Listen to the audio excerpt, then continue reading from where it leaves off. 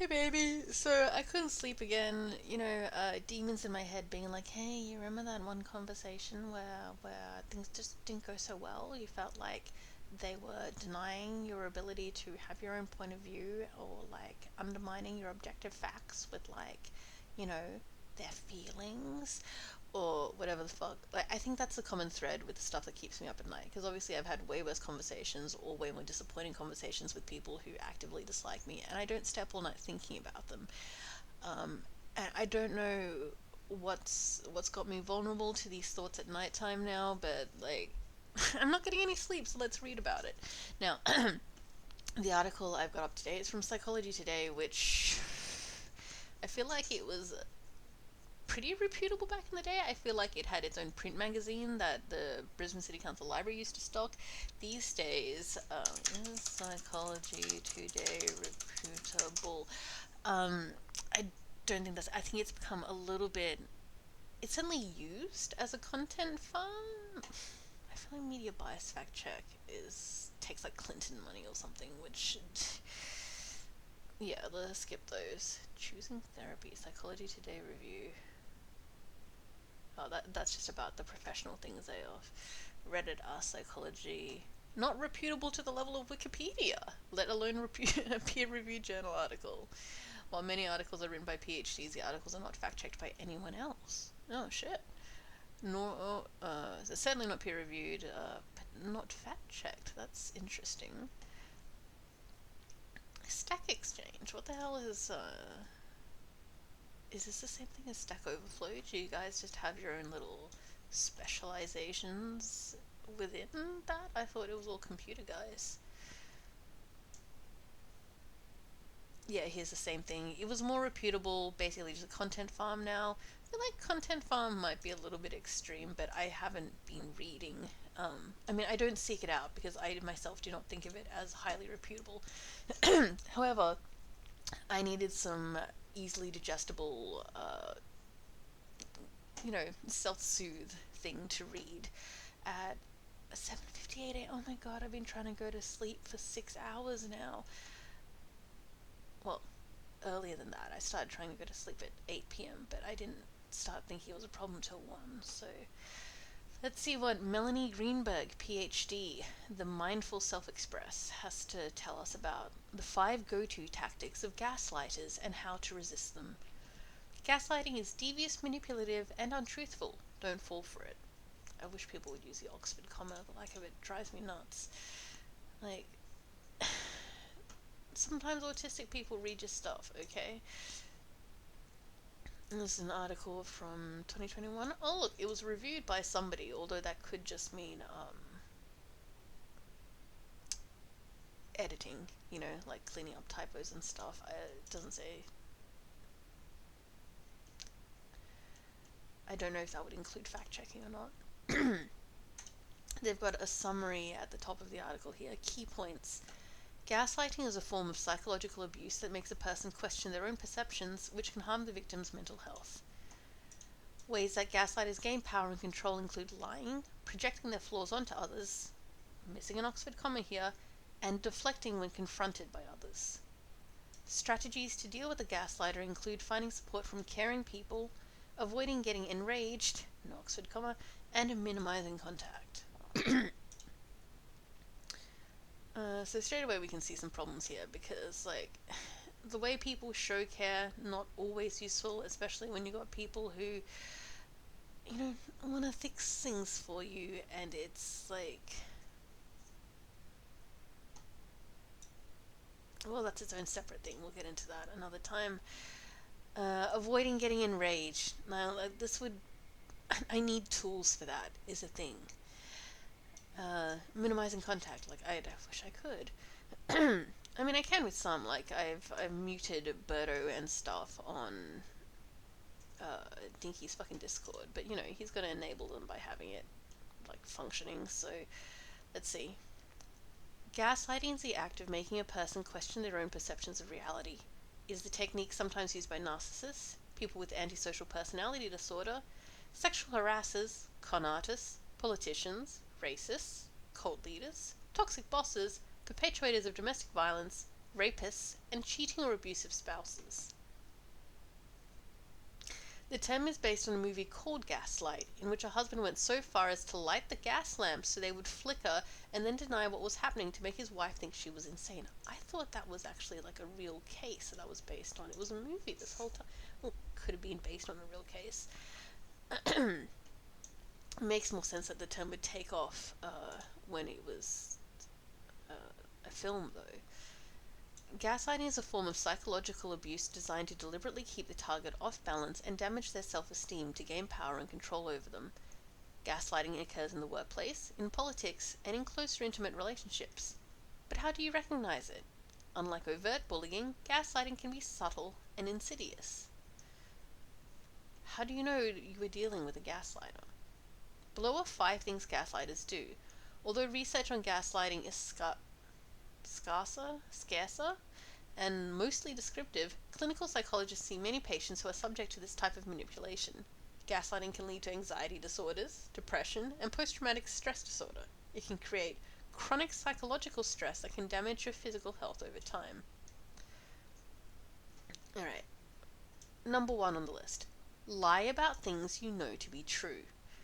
Gaslighters gain control or avoid facing the consequences of their behavior by hiding and distorting information. They may tell blatant lies or subtle ones.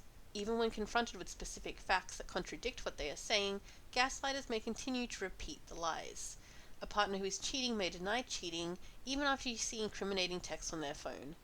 Gaslighters may also claim they don't remember doing things that you saw them do, or that the situation you were talking about didn't happen. So this is, and this speaks straight to that conflict I had with Rory, was that I had facts available, I had a lot of data to back it up, and he was just like, oh, but my feelings, and then your brother came in and was like, whoa, I can see both sides, and it just like gave Rory a boost and minimized me, and it's like, no, these are facts, you can't argue with facts. If you want to deny them, that's fine, just admit you're a racist and move on.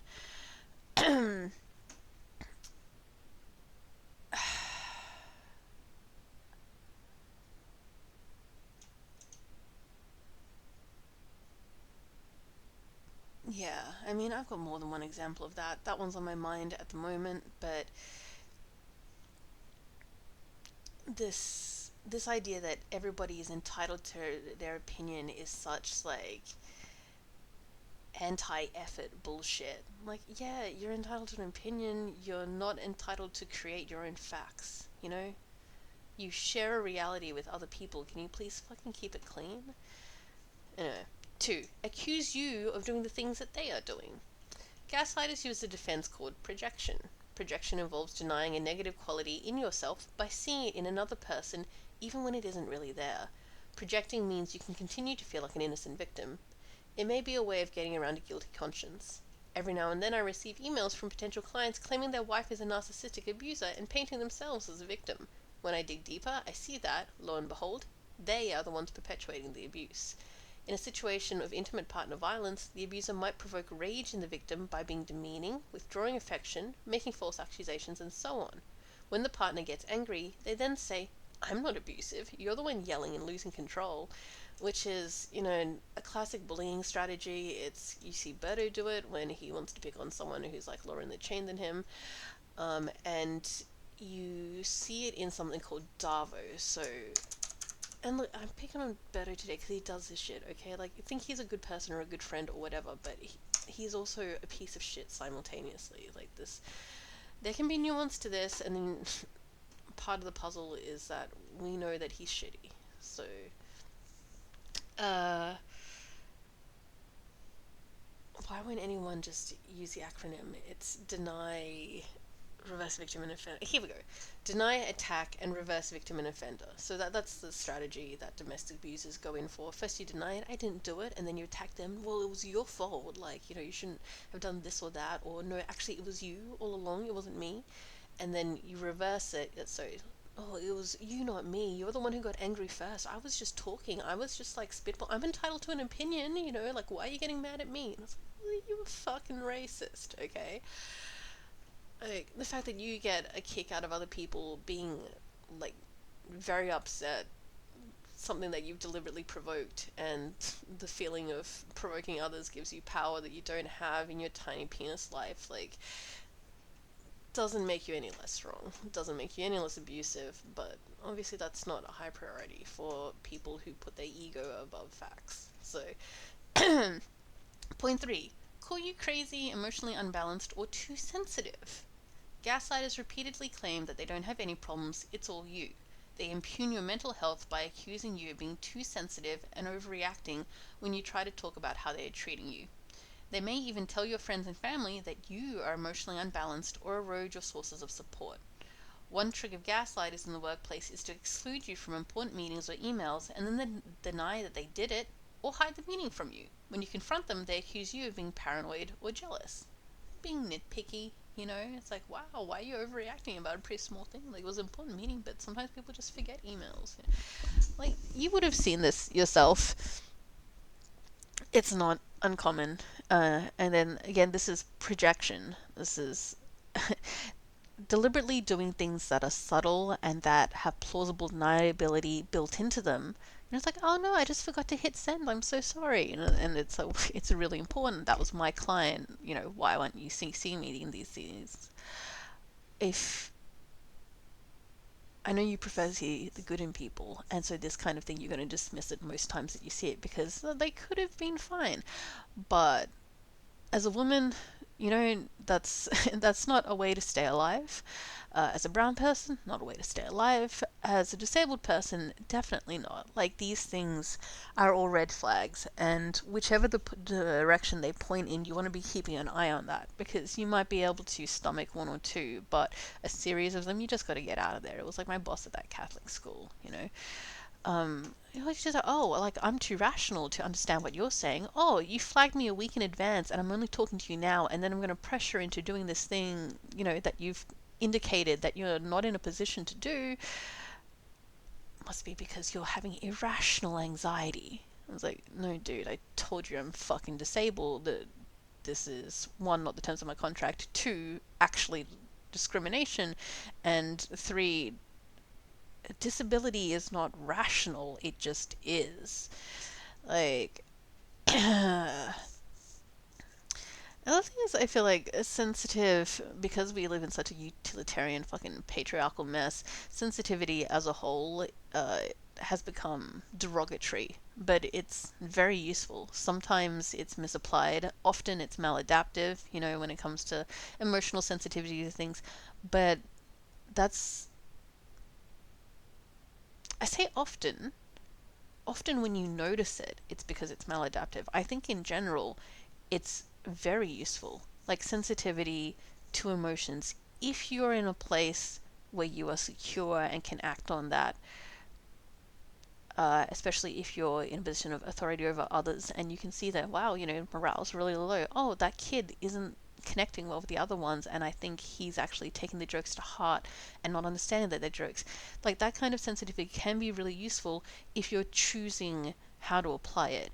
If you're sensitive without any boundaries and you're affected every time and can't mitigate any of that, or you've learned to be sensitive to other people at the expense of being sensitive to your own emotions, obviously that's a fucking problem, and a lot of that was a great adaptation strategy when you were in a powerless position, but you have to unlearn it when you do get some control over your life, right?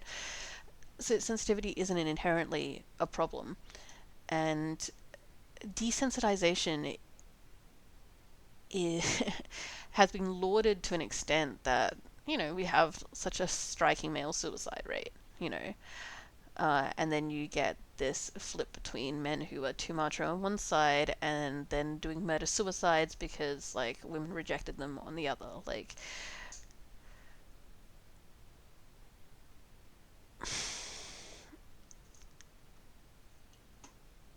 it's a stupid word to inflame that way, but you know, this is the culture that we live in. It's kind of fashy. So point four, undermine you in subtle ways. Gaslighters gain control over you by focusing on your flaws. If you tell them your insecurities, they will weaponize these against you.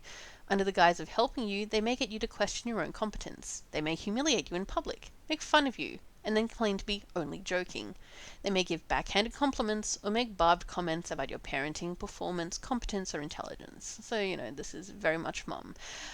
And this is another part of this trap, is that when you're good at making things nuanced, if you're good at making things subtle, if you're good at making these very personal digs, if you're very good at pressing buttons because you've put them there, which is usually parents, then when I first go to someone else, like a caring person in my life, to look for help, the first thing I'm going to be met with is, oh, maybe they didn't mean it like that. I don't think his intent was that. And it's like, okay, bitch, how about what I feel? Like, who do I go to with that? Like, are you just not going to stand up for me if you see it happen in front of your face? Like, and it's like, it's not like you could be wrong. Like, maybe I've gotten so used to being treated badly that I react to everything even when there's no threat. Those things can happen too, but it plays into the abuser's hand if any time their victim goes to someone for help, the reaction they get is, well, maybe you are a little bit crazy, maybe you did imagine it, you're very sensitive, and it's doubling down on that backhanded barbed comment shit. It's like, oh yeah, I really like you, I really care about you, but I don't respect you. Oh, there's more to this. At work, they may deliberately focus the conversation on your flaws. They may take credit for your ideas and then accuse you of being jealous. They may talk you into buying a luxurious item, then criticize you for your spending habits. Gaslighters make you feel incompetent so they can take control of finances or agendas. They may say that looking after money isn't your thing, or that they are better at it. They may also speak badly of you to your family, work colleagues, or friends. They may accuse you of being a bad parent in front of children. So that's very... I can think of several instances of mum doing related things. Oh, you're so fat, you should go exercise, and force feeding you is a classic one. That's got some cultural elements to it, but, who said the culture couldn't have abusive traits? 5. Deflect and distract. When you confront gaslighters about their behavior, they often change the subject or counterattack by telling you that it's all your fault or that you are the one with the problems. Darvo, again. They may say that you made them act the way that they did because you irritated them. Without addressing your concerns, they may refocus conversation on your flaws or raise a gripe about something you did. Alternatively, they may contradict everything you said and cherry-pick the facts to support their viewpoint and undermine yours. A favorite trick of gaslighters is to focus on your tone of voice or the words that you use rather than the facts of the situation. They may accuse you of being angry or negative. Which is, and look, your brother's coming from his own place with his own baggage, but this is what I meant when I said tone policing. Like, this is... And it's ironic because, like, I talked to him the other day, and obviously one-on-one when he's not desperately trying to keep the peace because he's, like, triggered. I told him I've been in a lot of situations where pointing out that someone's done something horrific has gotten me censured because making it public makes everyone uncomfortable. We were all just happy ignoring it. Why would you point that out? You've got to accept that he's a bit dumber than you, like you're a bit smarter than him, so you've got to be more gracious. You've got to, like, be the bigger person. It's like, how much of my life am I supposed to be spent being the bigger fucking person, Why do I have to do everything perfectly, but then people don't recognize when I'm angry because I'm so used to repressing it, and when it explodes, it's like, whoa, whoa, whoa, you're insane. It's like, I definitely am. I'm certainly not the only one who goes through this, though, and, like, it's, I know, part of the female condition in general, but the minority condition at large. What to do when you notice gaslighting? Gaslighting can knock you off balance, making you feel confused, surreal, or enraged, yet gaslighters won't admit they are doing it. Below are some coping strategies that can offer help. Firstly, minimize contact. Don't chat to them in the halls or go for coffee because they will have a hidden agenda. 2. Don't believe what they say or give them too much real estate in your brain. 3. If you retaliate or get enraged, they will try to make you look bad or act like a victim to garner sympathy. Therefore, you are better off giving ambiguous responses like, really? Or, I'm confused. this is an interesting one because you remember I pointed out to Mum the other day that she was using a double standard with me and the kid, vis-a-vis how we spoke to him, how it affected him, whether or not she was to blame when she did it, the way that she accused me of being. And she did. She was like, "Hey, well, everybody expects me to be so sensitive, but I'm just not that kind of person. Like, showing all this affection doesn't." And so, it was really irrelevant. It was just the sympathy card, and I used to take it really seriously and try to like explain shit to her. But this time I just didn't. I was like, "Well, I'm not going to argue with you. Like, I'll point it out next time." And she's been very well behaved actually, so that'll wear off eventually. But I mean, this is a situation where she regularly claims real estate because uh, we have a shared baby. Like, we have shared caring responsibilities. I can't do a hell of a lot about that. Not without hurting myself, you know. Like, I don't want to give him up. Minimize contact is the same thing. I mean, to the extent that I can, I have, and so far it's working. But you know, when she wants contact, that'll be a different thing. Fourth point. Say you are confused and then ask them to clarify the contradiction. You said this didn't happen, but I have a photo of it. I don't understand. Will you clarify what you meant? Like, not immediately going in opposition, giving the ego a little way to worm out, you know, being really frank about it instead of assuming a shared understanding. This works, I think, pretty well in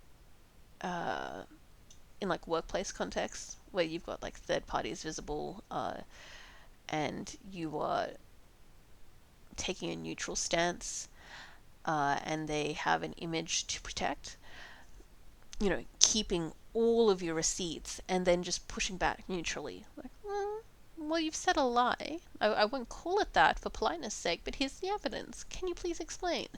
And then they can backtrack, and it's.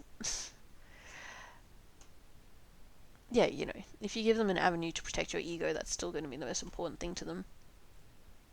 5. Talk to friends or colleagues who will validate your point of view, encourage you, and help you strategize.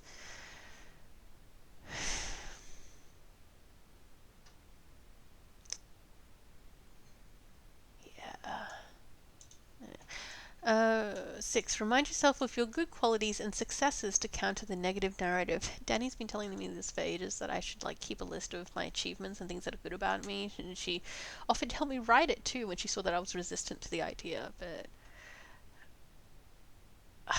that shit'll make me cry, you know? Maybe I should do it. I mean, I was kind of on the spot last time, and that was my excuse for wriggling out of it, but I probably really do need to do that. I was like, oh no, thank you so much. Like, this is kind of not a good time for me to like unscramble my brain to do that. But you know, like, I think highly of myself. And like, no, you think highly of yourself when when you haven't had a series of crushing external events shake up your brain cells like a little bitch. But journal or keep a diary of what happened. No, see, this doesn't work for me because I'm too.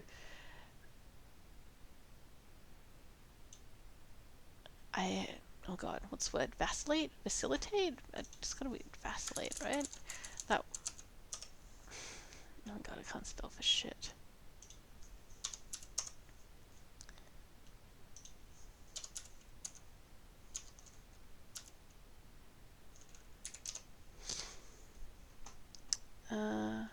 Vacillate. Vacillate. To be unable to choose between different courses of action or opinions, to waver, to fluctuate dramatically. Yeah. Yeah, when I keep these things,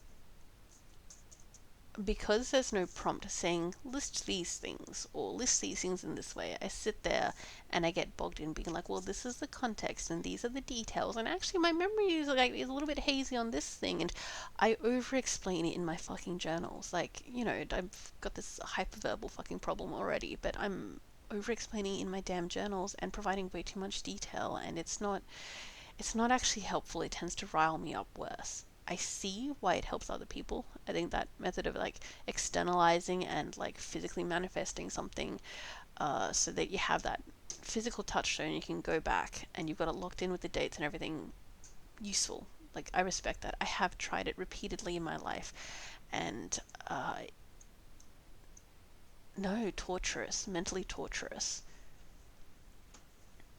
Changing jobs or leaving a relationship to get away from the gaslighter is often the best response. Well,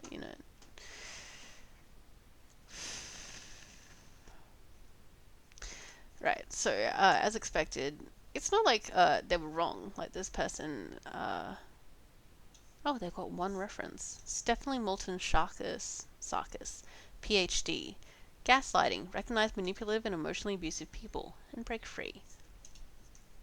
And so it's a summary, I suppose, more or less of that book. It's not like she's wrong about any of this. I'm familiar with this from like deeper reading, but it also seems kind of, well, yeah, it's a top 5 list essentially. It's simple, and I feel like with the kind of intense persnickety brain that you have, I mean, if you want to make the case for these things, I'm sure you could do it for yourself. But let me see if I can find something a bit more detailed since we're here now.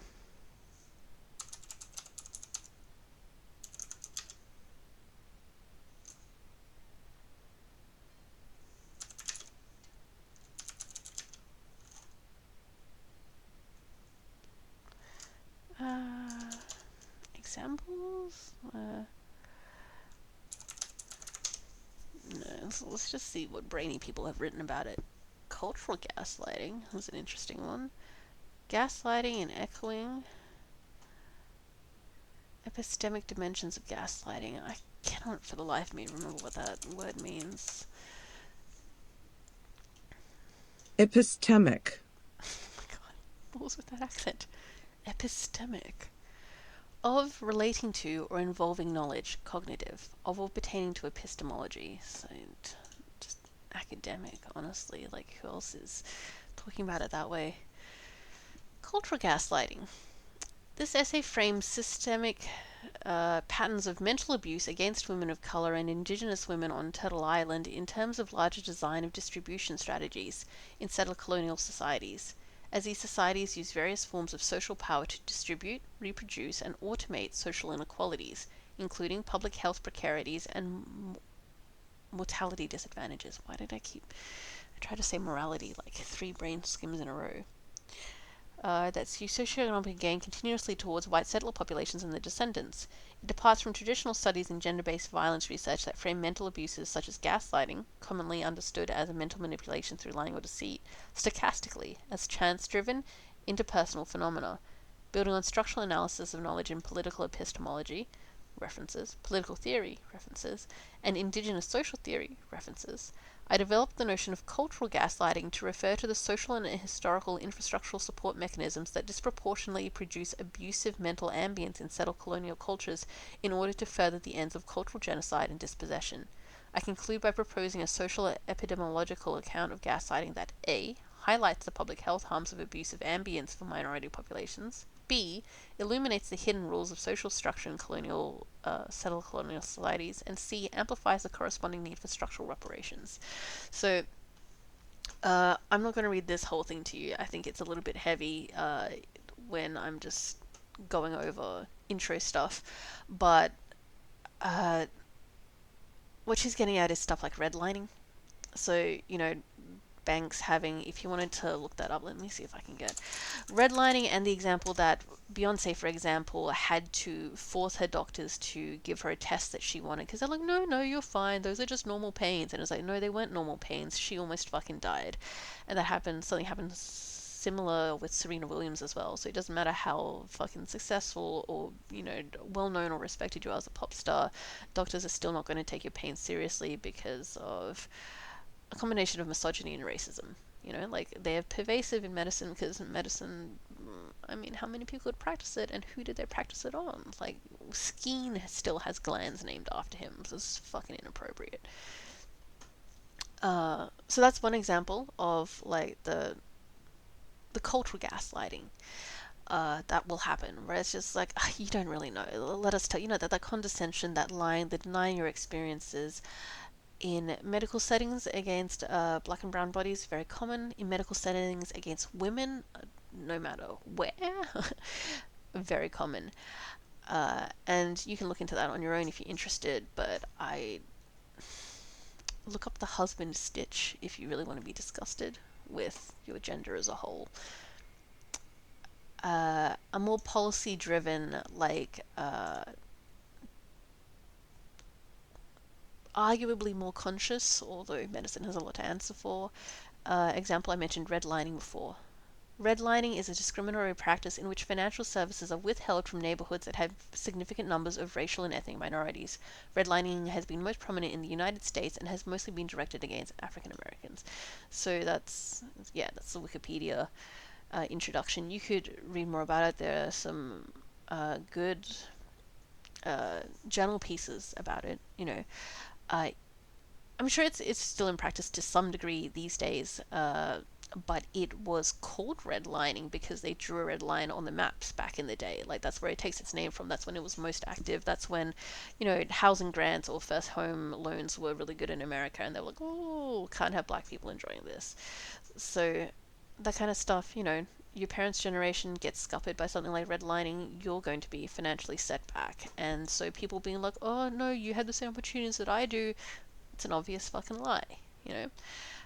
Anytime someone brings out that kind of argument, it's false equivalency, and they're pulling some bullshit like reverse racism. Like, they don't have the structural inequality behind it. But obviously, enough of that shit goes on for people to have described it as cultural gaslighting. And she's got a heavy paper on it. Yeah. She's got headings here: medical gaslighting, racial gaslighting, settler moves to innocence, epistemic exploitation. I mean, this is definitely a thing you hear about, like, especially people with oral histories being taken advantage of and not credited all the time. All those people who literally went and patented other people's DNA, or like their local ways of making pineapple leather and stuff, because fuck the brown people. Just because they were doing it doesn't mean they get patent rights. I'm not getting into that. It's just gonna hurt my feelings. Where's the other one I picked up? Gaslighting and echoing, or why collective epistemic resistance is not a witch hunt. Well, that's, yeah. Epistemic resistance, I'm guessing this is mostly about epistemic labor involved in contending with and resisting epistemic oppression. This sounds like some really, like, black guy goes to Harvard type stuff. That's not, like, annoying Ivy League frat bros are not the be all and end all of epistemic, what do you call it? Environments, obviously. Like, this can apply way more broadly, which is why this is worded like this, which I find just kind of difficult to read. Because I dislike epistemic as a word. It doesn't. It's a weird balance of green and brown. Like, it needs a purple or an orange letter in there, something. We'll skip that. That's not the kind of weight I was looking for today. Gaslighting, misogyny, and psychological oppression. Gaslighting in nursing. Personality correlates with gaslighting behaviors in young ... Some clinical consequences of introjection.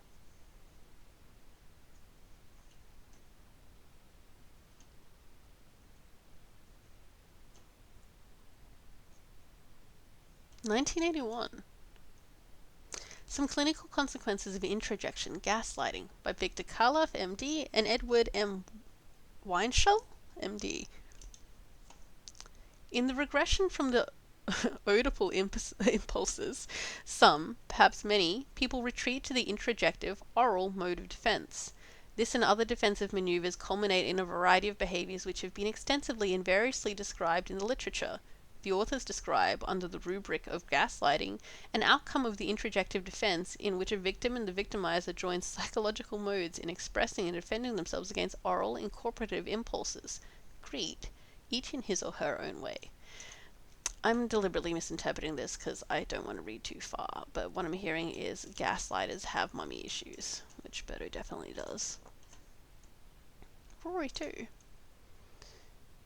Gaslighting, Misogyny, and Psychological Oppression. Cynthia A. Stark.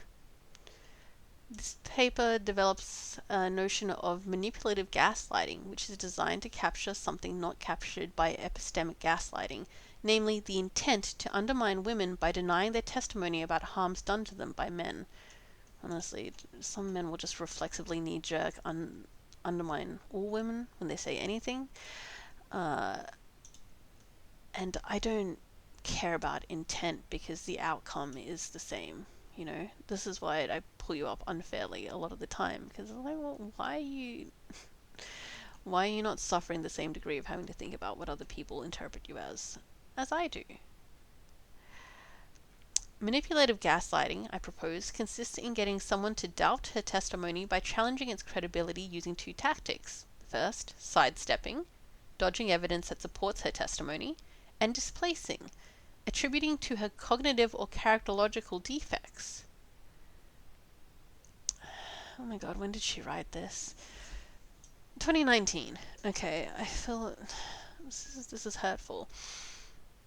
Yeah, these are things that happen. She's describing these things really succinctly.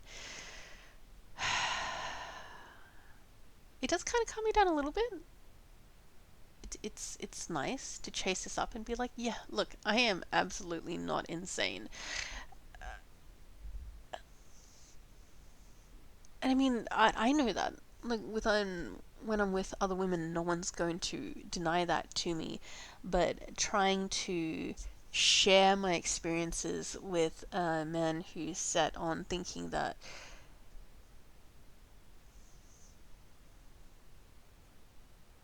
I'm not trying to bully you. That's not what I came in to do. You know, it's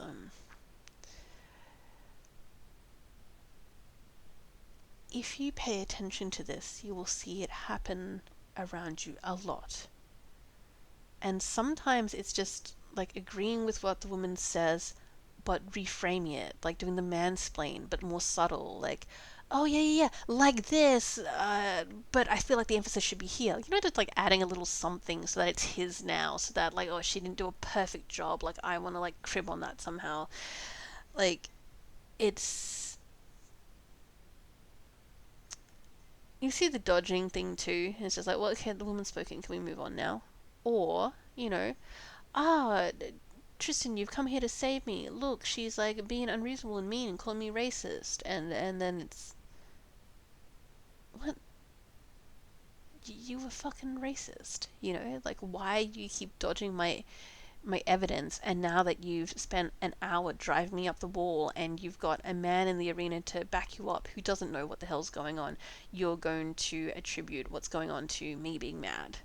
You know, it's like, oh, you're so unreasonable. I'm being so reasonable. I just don't have the time to look into this right now. It's like, yeah, that's so you're choosing willful ignorance, which is like what I said repeatedly, is that you're too ignorant to be engaging with this subject in the manner that you presented yourself. It's like, no, I'm a victim of like, I don't have the time, and I know that it's such a difficult subject, and you're very articulate, but like, fucking,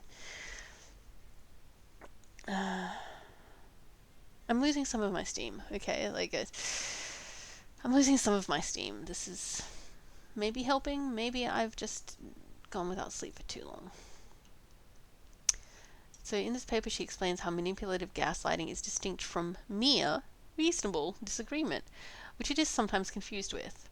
I also argue for three further claims: that manipulative gaslighting is a method of enacting misogyny, that it is often a collective phenomenon, and, as collective, qualifies as a mode of psychological oppression. This actually sounds super interesting, and she has so far a fairly easy to read.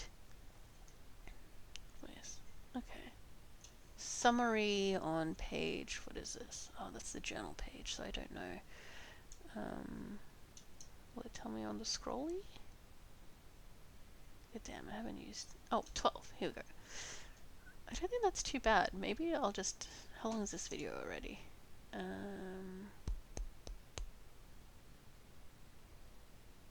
Oh, 40 minutes. Jesus. Alright, babe. I'll wrap this one up, and maybe we can save this, this Sci-Hub article for next time. Bye-bye. I love you.